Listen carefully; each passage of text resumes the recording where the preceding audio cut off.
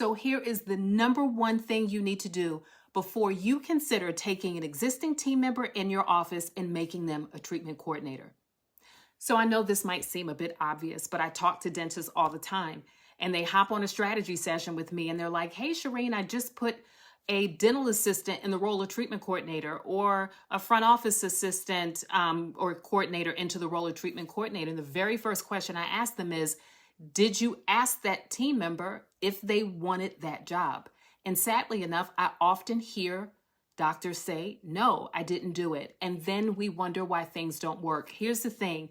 Serving in the role of a treatment coordinator is not an easy job. I'm going to say that again.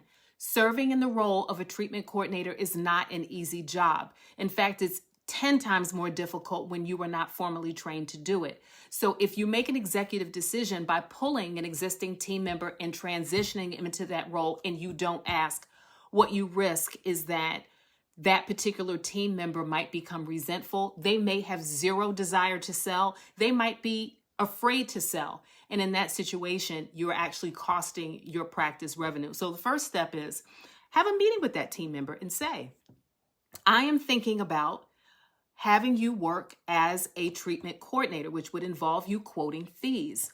What are your thoughts about that? And listen and don't fight it. Chances are if that team member says to you, no, I don't want to do it, and you ask them that even if you're willing to train them, would they consider it? If the answer is no, that is an indication that person is not a good fit for that role.